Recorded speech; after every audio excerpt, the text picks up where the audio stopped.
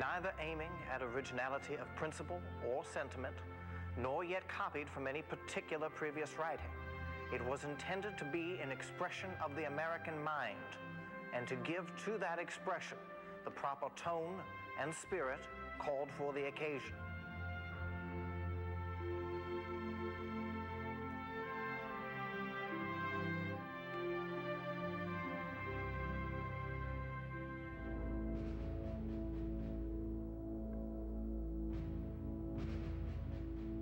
We are in the very midst of revolution, the most complete, unexpected, and remarkable of any in the history of the world.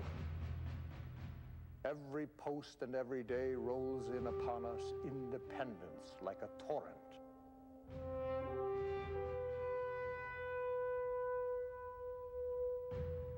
Our obligations to our country never cease, but with our lives. We must all hang together, or most assuredly we shall all hang separately. Why is it we hesitate? For God's sake, let us come to the final separation. The birthday of the new world is at hand.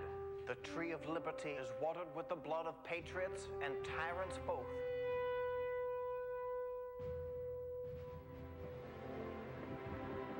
When in the course of human events it becomes necessary for one people to dissolve the political bands which have connected them with another,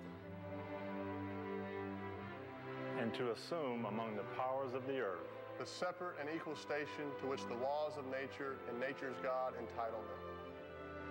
A decent respect to the opinions of mankind requires that they should declare the causes which impel them to the separation.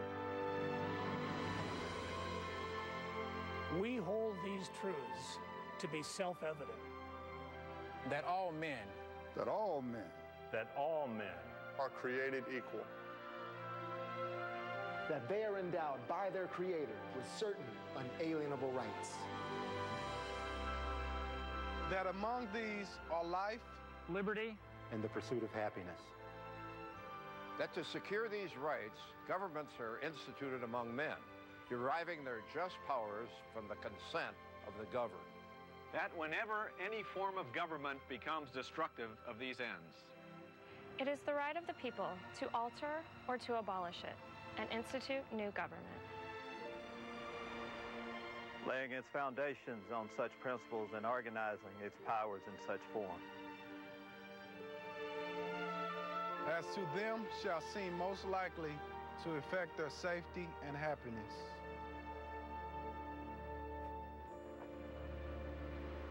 Prudence indeed will dictate that government long established should not be changed for light and transient causes. And accordingly, all experience hath shown that mankind are more disposed to suffer, while evils are sufferable, than to right themselves by abolishing the forms to which they are accustomed. But when a long train of abuses and usurpation, pursuing invariably the same object, evinces the design to reduce them under absolute despotism, it is their right, it is their duty to throw off such government and to provide new guards for the future security. Such has been the patient sufferance of these colonies. And such is now the necessity which constrains them to alter their former systems of government. We, therefore, the representatives of the United States of America, in General Congress assembled, appealing to the Supreme Judge of the world for the rectitude of our intentions, do in the name and by authority of the good people of these colonies, solemnly publish and declare that these united colonies are, and of right ought to be free and independent states. That they are absolved from all allegiance to the British Crown. And that all political connection between them and the state of Great Britain is and ought to be totally dissolved. And as free and independent states, they have full power to levy war, conclude peace, contract alliances, establish commerce, and to do all other acts and things which independent states may of right do. And for the support of this declaration, with a firm reliance on the protection of divine providence, we mutually pledge to each other our lives, our fortunes, and our sacred honor,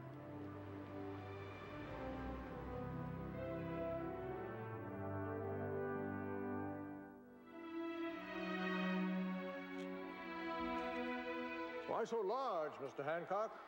So that Fat George can read it all the way from London without using his spectacles. On this day, we light a great torch of freedom. Huzzah!